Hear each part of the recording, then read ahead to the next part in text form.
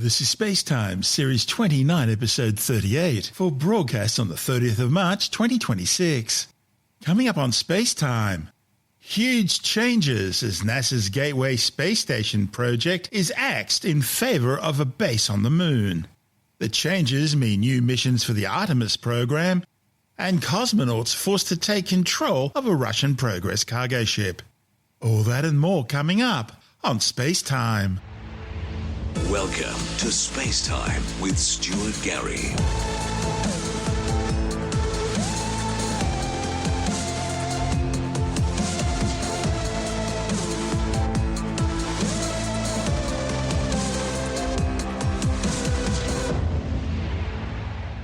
And we begin tonight's show with the first of a special two-part report looking at NASA's decision to pause construction of the Lunar Gateway Space Station project in favour of accelerating plans to build a permanent base at the Moon's South Pole. Forget everything you've heard until now. NASA are shifting focus totally on a new endeavour named Ignition, which is designed to achieve US President Donald Trump's national space policy with the aim of establishing a permanent human presence on the lunar surface. The 7-year, $20+ billion project will see well over 60 spacecraft sent to the Moon, deploying rovers, equipment, habitat modules, and of course people. NASA Administrator Jared Isaacman says the agency is committed to returning to the Moon before the end of President Trump's term, build a moon base at the lunar South Pole, establish an enduring presence, and do the other things needed to ensure American leadership in space.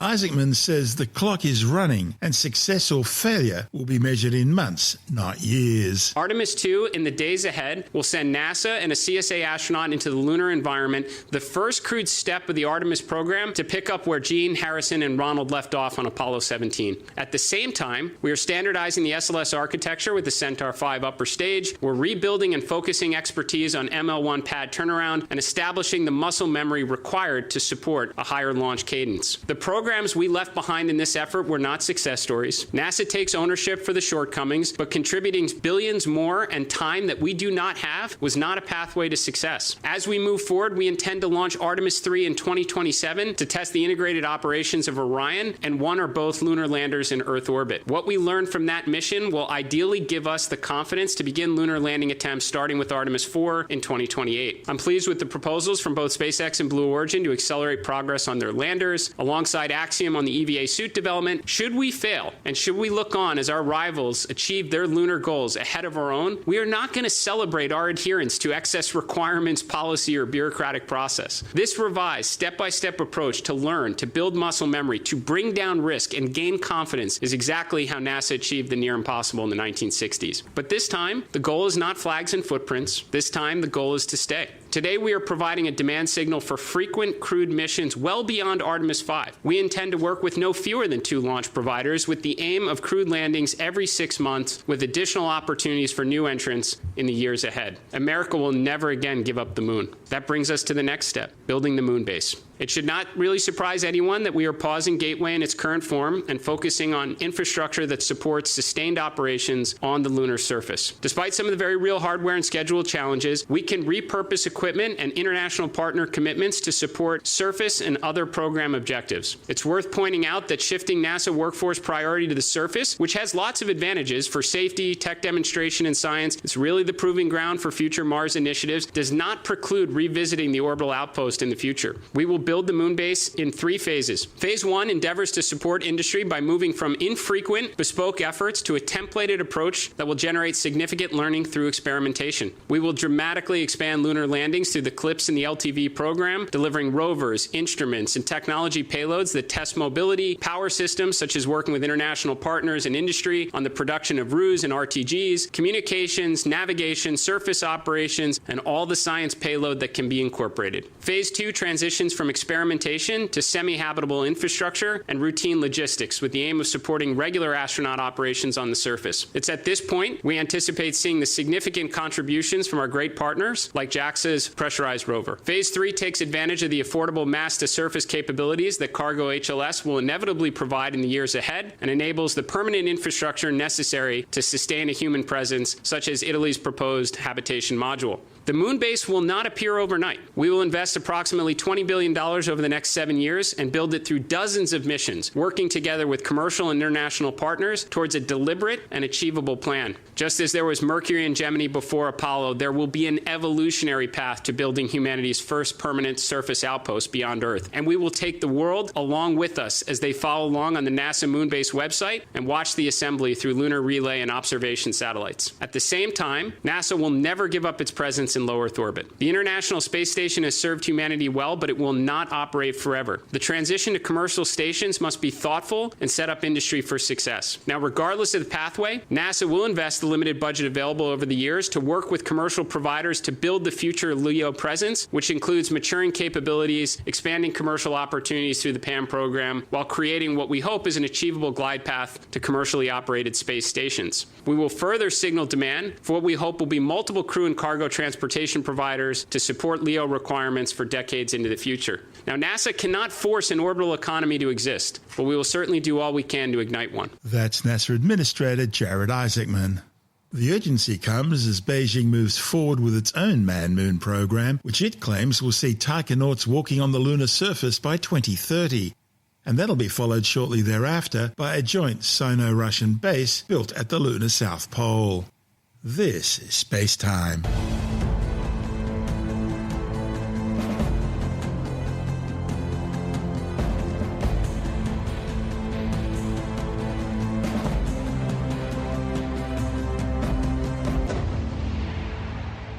NASA's latest announcement follows on from the recent changes to the Artemis program, which will see next year's Artemis 3 mission change from a manned lunar landing to a test flight in low Earth orbit, with Artemis 4 to now host the long-awaited return of humans to the lunar surface early in 2028. That's some 56 years after man last walked on the moon during the Apollo 17 mission back in 1972. As part of these changes, the cadence of Artemis flights to the moon will increase to at least one surface landing every year. And the configuration of the 98-metre-tall SLS Space Launch System moon rocket will be standardised with the use of Centaur upper stages to replace both the current interim cryogenic propulsion stage and the planned exploration upper stage.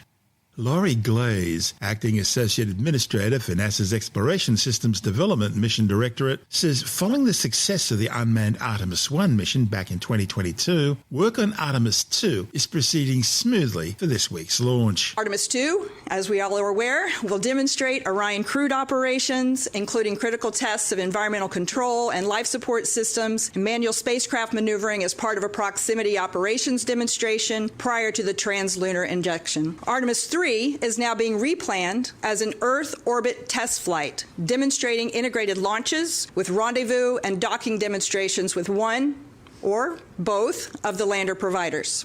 Artemis 4 will perform the first crewed landing in early 2028, and Artemis 5 is targeted later in 2028 to further accelerate towards establishing the lunar base. I'm going to take a couple of moments to talk about Artemis 2. This is the very first critical step in the success of this plan. We've got to successfully complete Artemis 2. I can tell you I was just out at the pad last Friday as we rolled the spacecraft back out to the pad. We've been tracking it day by day in the preparations leading up to launch. And I can tell you that as of this moment right now, there are no major issues that we're working. We are doing everything according to plan. We're following the plan. We'll also be staying alert for anything that may go a little astray. We want to assure that our astronauts, our 3 American and Canadian crew, are all safe for this mission. We've already passed our final big review, the flight readiness review, on March 11th and 12th. So that milestone is behind us. And we are now, as I said, aiming for April 1st. The launch window extends from the 1st through the 6th, and there should be about 4 attempts possible within that 6-day period. So I'll give you just a little bit about the mission plan for Artemis 2. I like to basically break it up into about 4 phases. The first part of the mission is the launch, and then we go into this 24-hour high Earth orbit. While we're in that high Earth orbit, we are going to check out the environmental control and life support systems. This is the newest piece for Artemis 2 and the critical piece for supporting our crew and keeping them safe and healthy throughout the mission. While we're in that 24-hour orbit, we will also conduct the proximity operations demonstration. Once once we have separated from the ICPS, the interim cryogenic propulsion stage, our upper stage, we will use the manual controls in Orion to approach and then regress and then approach the ICPS to see and get better feel for how those controls respond to the crew's direction. Once we're confident that all the systems are operating within the Orion spacecraft at the completion of that 24-hour orbit, we will perform the translunar injection, which sets us on the path to the moon, around, and back, where we'll use the moon's gravity to bring us back. It's a free return trajectory. So that second phase is about 4 days out to the moon. And then we have the third phase, which is the lunar flyby, where we'll get to observe the far side of the moon and hopefully break the record, the Apollo record, for the farthest any human has ever flown from Earth. And then we begin the cruise back, about another 4 days back to Earth. The final part of the mission is the re-entry to Earth's atmosphere and splashdown off the coast of San Diego in the Pacific Ocean. We'll work closely with our partners at the Department of War to recover the crew, bring them safely to shore, and return them to Johnson Space Center. Artemis 3, as we mentioned, is now a new Earth orbit docking demonstration in 2027. The hardware for Artemis 3 is very mature, and we're working to meet the 2027 launch readiness. As soon as we complete the launch of Artemis 2, we will assess the condition of the mobile launch pad. We made significant changes to ruggedize the mobile launcher following Artemis 1, and so we anticipate the ability to turn the pad around very quickly and begin preparations for stacking of the Artemis 3 rocket. The Space Launch System hardware, the rocket hardware, most of it, a lot of it's already at Kennedy Space Center. We'll have a lot more of it there very, very soon. The interim cryogenic propulsion stage, the ICPS, is ready. We may need it for Artemis 3. We may save it for Artemis 4, but it is ready. The boosters, the solid rocket boosters, have been ready for a while. They were just waiting for space in the vehicle assembly building. We anticipate shipping those and receiving them at KSC in April, later in April. The engine section for the core stage for Artemis 3 is already in the vehicle assembly building undergoing integration work. The RS-25 engines are ready and they're shipping in April. The top 4/5 of the core stage should be shipping from the Michoud Assembly Facility a week or two after the Artemis 2 mission completes. We expect to receive those down at Kennedy Space Center, the core stage. The launch vehicle stage adapter is also ready in storage at Marshall Space Flight Center, and we anticipate that shipping to KSC as well. Our Orion team is also working hard to meet the challenge of a 2027 launch. All elements are already at the Neil Armstrong Operations and Checkout Building at Kennedy Space Center, and significant progress is already underway. The Orion service module is in testing and checkout, making great progress. The heat shield has completed its fabrication and assembly, and it's in its final preparations to be ready to be integrated into the Orion crew module. The service module is also being integrated and tested. So we've got the service module, the crew module, we've got all the piece parts. We are in that integration stage. Of course, in order to perform this important docking demonstration, we are going to partner closely with both of our human landing system providers. The goal for this mission is for Orion to dock with one or both of those landers, and both of the HLS providers already have been given a task to assess the options for this new Artemis 3 mission profile. In preparations, we're watching closely the development of both lander systems. The Starship flight test number 12, we anticipate happening in April, hopefully, no earlier than, but hopefully in April, will be the first flight of their version 3, which is a major step towards the lunar landing capability. The Blue Origin Mark 1, which is their predecessor to the Mark 2 human lander, they've invested a great deal in the Mark 1 lander and anticipate launching that within a few months. And we'll be watching. There's a lot of commonalities with the systems needed for the human lander that will buy down risk with this Mark 1 mission. Back in the fall of 2025, NASA already began working with both of the providers to accelerate the human landing to 2028. Those accelerated landers are what we will be using for the Artemis 3 rendezvous and docking demonstration to buy down the risks.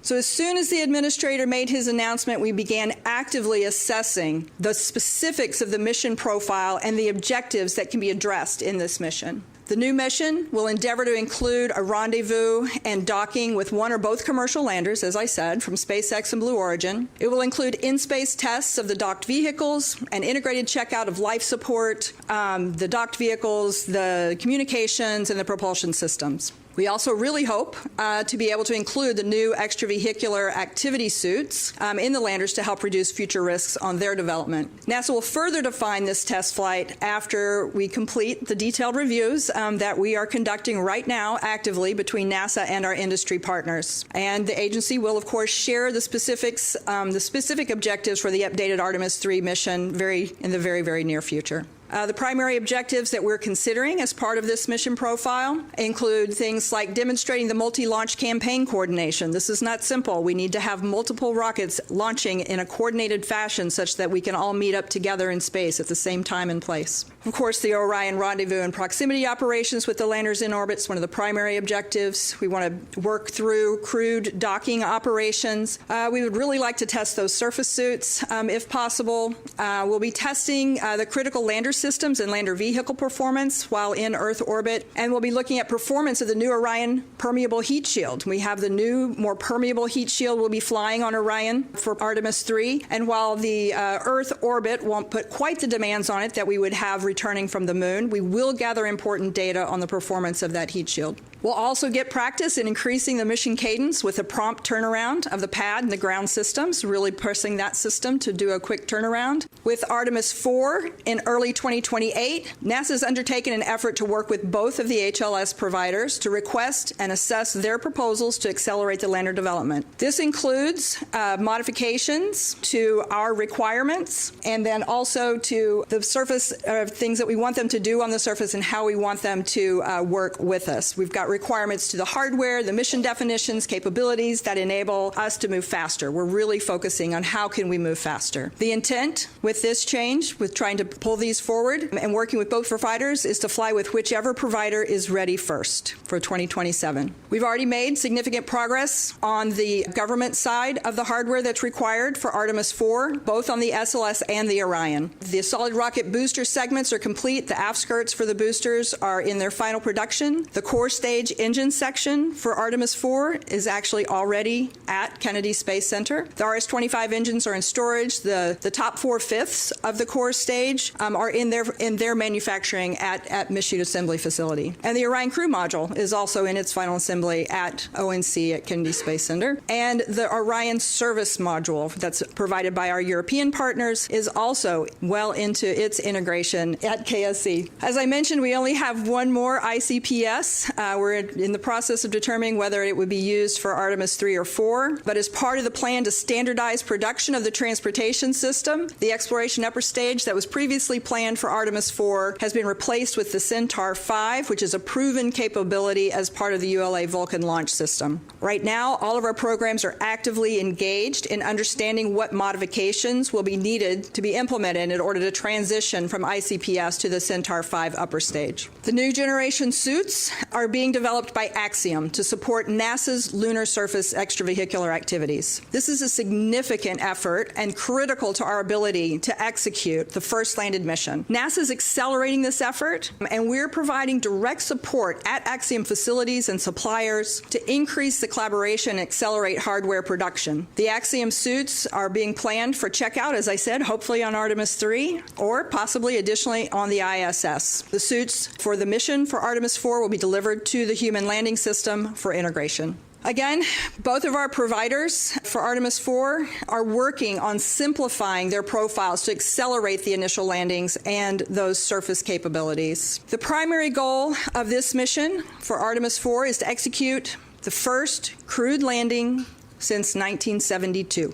While in orbit around the moon, the crew will have 2 crew transfer from Orion to the commercial lander, which will safely transport those 2 crew to the surface of the moon and then ultimately bring them back to rendezvous with Orion in lunar orbit. While they're on the moon, the 2 crew will demonstrate surface operations, including deployment of science instruments and conducting an integrated surface science campaign. Both of the providers are required to complete a successful uncrewed landing prior to carrying any of our crew. We've been looking and talking with both of the providers. SpaceX has been considering alternatives of the HLS Starship design while implementing a more streamlined approach to try and speed things up and pull things forward. The Blue Origin approach implements existing capabilities that they have today as a stepping stone toward their eventual full capacity architecture. We've asked both teams for feedback. How can we help simplify these missions and how can we speed speed up the landing. And the overarching themes that we've heard from both SpaceX and Blue Origin were, first off, can we please avoid the near rectilinear halo orbit? Can we please avoid NRHO to help reduce the HLS workload, what's required of that system, and also improve lunar surface mission planning flexibility? We've also heard that simplifying the mission requirements for this initial mission while maintaining their long-term capability is also a strong desire. We want to simplify, but we also want to make sure we're building towards the future. So it's important to assure that whatever architecture we're using for Artemis 4 feeds forward to what's going to be needed in the future.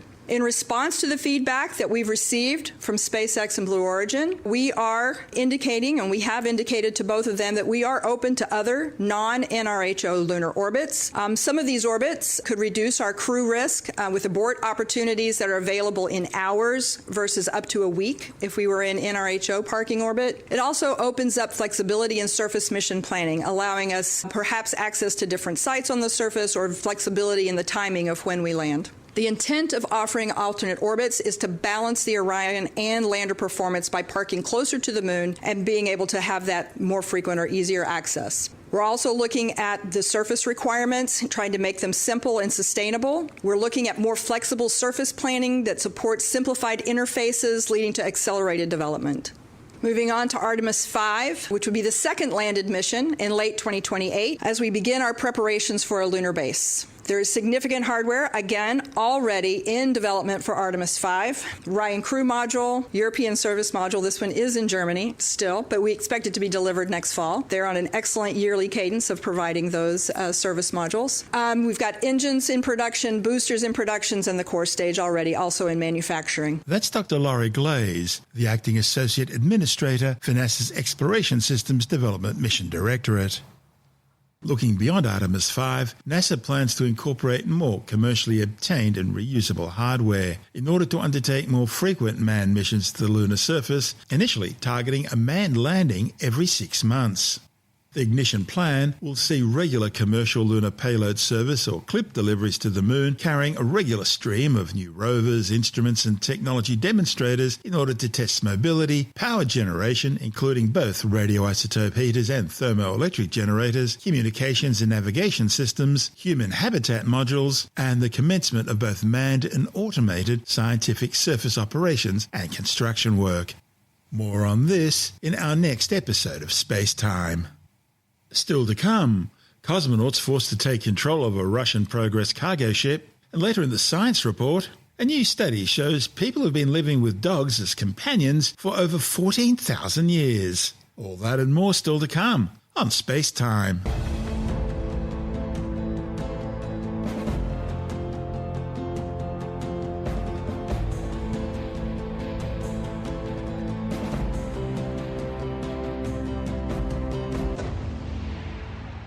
Cosmonauts aboard the International Space Station were forced to take control of a Russian Progress cargo ship and dock the spacecraft manually after two of its crew's automated rendezvous antennas failed to deploy once the vehicle was in orbit.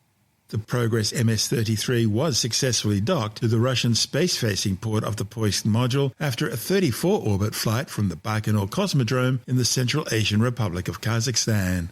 The spacecraft is carrying some 830 kilograms of fuel, 620 kilograms of food, 420 kilograms of water, 393 kilograms of spare parts, 135 kilograms of crew hygiene supplies, 52 kilograms of space science equipment, 50 kilograms of air, and 12 kilograms of medical equipment. This was the first launch from Site 31 at Baikonur since the pad was badly damaged during the liftoff of the Soyuz MS-28 mission last November. Much of the infrastructure collapsed during the launch. The Russian Federal Space Agency Roscosmos initially claimed the damage was so bad it would take more than a year to repair, and that would have prevented all manned Russian space missions, as Site 31 is the only launch pad designed to handle Soyuz and Progress spacecraft. Without it, Russia had lost manned access to space for the first time since 1961. This is SpaceTime.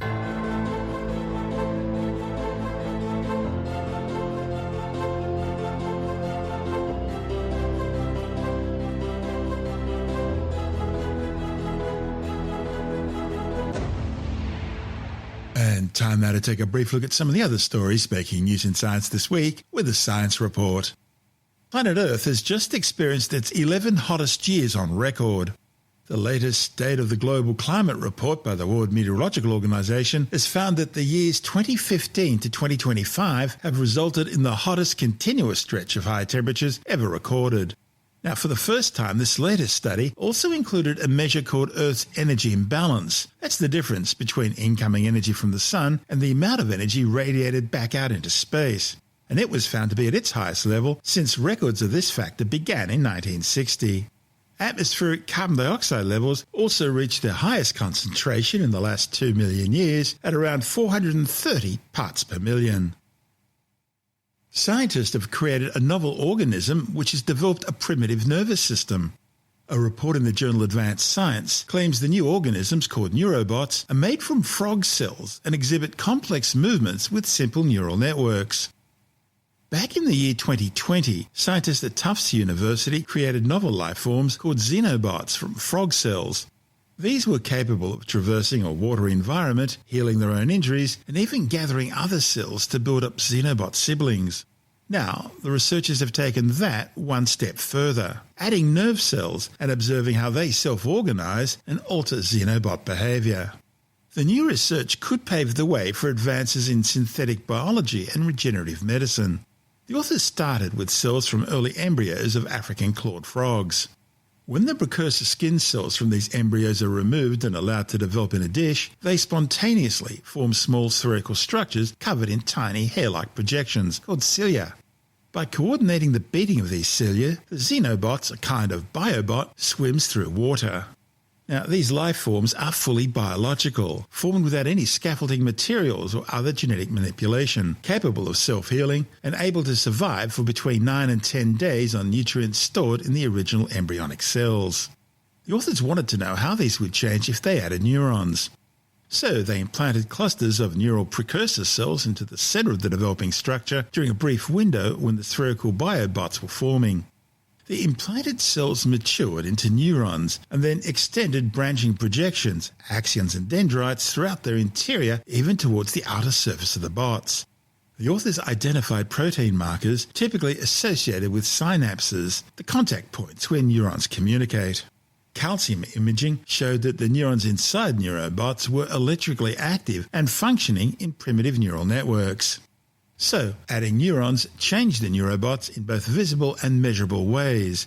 Compared to non-neural biobots, neurobots tend to grow larger and more elongated. They also move differently. While both types could swim, neurobots were less likely to sit still and were more likely to display complex, repeating movement patterns rather than simple circles or straight lines. To test whether neural signaling was influencing their behavior, the authors exposed the bots to a drug known to affect brain activity and induce seizures.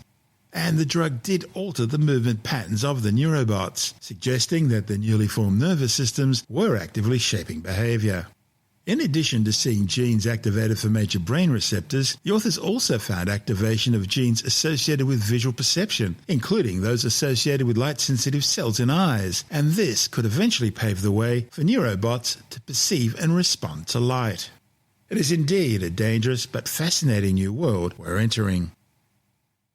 A new study shows that humans have been living with dogs as companions for more than 14,000 years. The findings, reported in the journal Nature, examined archaeological evidence across 2 studies in Western Eurasia to see how long people have been keeping canine pets. In one study, scientists analysed dog-like remains from across Europe dating back to the Paleolithic and Mesolithic eras, sorting out the wolves from true dogs through their DNA. The oldest dog remains they found were from a site in Switzerland dating back some 14,200 years. And this dog shared the genetic similarities which we find in the dogs we have as pets in our homes today. In the second study, the authors analysed remains from sites in Turkey and the UK, finding evidence of a specific dog population with similar genetics spread across the continent during the late Upper Paleolithic. They say there appears to have been an influx of Eastern Eurasian dog ancestry coinciding with human hunter-gatherer migration from the same region. And that suggests that these dogs migrated alongside humans. It's long been speculated that having dogs as pets allowed Homo sapiens to become more successful than Neanderthals as both hominid species colonised Europe.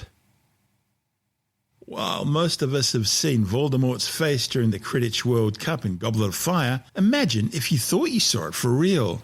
Well, that's the experience one Vancouverite had while enjoying the Aurora Borealis put on its light display recently. Described as an odd, misshapen Picasso-like face, the image of the so-called auroral ghost was taken by a local British Columbian as she watched the Northern Lights put on one of their spectacular evening displays. The skeptic's Tim Mendham says seeing faces is a genetic trait all humans share. It was a tool which helped them survive in ancient times, and today it's all part of a common psychological phenomena known as pareidolia. It's a vision, photos of Aurora Borealis in one frame or whatever, it looks like a face. I challenge anyone to go out there in the wilds of your local neighbourhood and see something that doesn't look like a face. Pareidolia is the effect of seeing shapes and forms that are recognisable but aren't really there. There was the famous fence posts at Maroubra Beach once that looked like That's right. Looked at from a certain angle, it was Jesus, yes. The Jesus in toast, there's all sorts of faces. The man in the moon is pareidolia. Seeing faces and shapes in clouds is pareidolia. Common thing, nothing to be ashamed about. It happens all the time. Faces are the things you recognise the most because they're the first things you see when you're lying in your cot being horrified by all these people staring at you. You tend to see faces. They're an easy thing. Two dots and a line is a face. And that's what this person saw in the Aurora Borealis. Some people are calling it an Aurora ghost. It's a shape. It looks like a face. Yeah, it probably does look like a face, sort of-ish. But, I mean, it's things that people do all the time. And people swear by it. I saw this face there. You know, the funniest thing, actually, in response to it was a Peanuts cartoon. Charlie Brown, Linus, and Lucy is lying down on the grass on a knoll looking up at the sky and asking Linus, what does he see? And he says, I think there's a map of Bulgaria there and there's an image of St. Peter casting a stone. Make a great Rorschach test, don't they? Yeah, all this sort of stuff. And then they asked Charlie Brown, they say, what did you see? He said, I was going to see a little piggy and a doggy, but I changed my mind. The more you can see, the more you want to see, the more you'll see. And that's what pareidolia is. Looking for regular shapes, looking for recognisable shapes where the real thing does not exist. So this is one of them. The aurora moves on, changing shape all the time. For a second there, you see something that looks like a face. You sort of think, why? What's the purpose? Why is he having a split-second face? You know that face thing on the moon doesn't work in the southern hemisphere, don't you? I know, yeah. Well, also, actually, in China, it's regarded as a rabbit. In other places, it's regarded as a man with a wheelbarrow, which is interesting. But, yeah, I know. It's sort of, well, this is a northern hemisphere-centric world, you know, as we know. But, yeah, I mean, sort of, it depends on where you are, what you're looking at the time. Faces in knots in wood, that sort of thing. It's common. It's not an unusual thing at all. It's not a psychotic or psychiatric condition. It's quite normal. Wouldn't take it that seriously. That's the skeptic's Tim Mendham, and this is Space Time.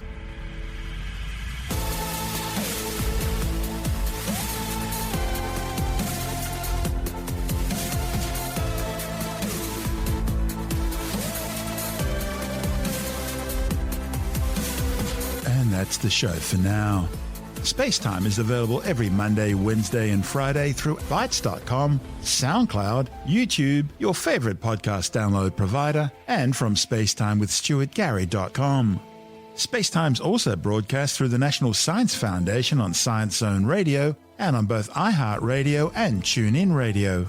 And you can help to support our show by visiting the SpaceTime store for a range of promotional merchandising goodies, or by becoming a SpaceTime patron, which gives you access to triple-episode commercial-free versions of the show, as well as lots of bonus audio content which doesn't go to air, access to our exclusive Facebook group, and other rewards. Just go to SpaceTimeWithStuartGarry.com for full details. You've been listening to SpaceTime with Stuart Gary. This has been another quality podcast production from Bytes.com.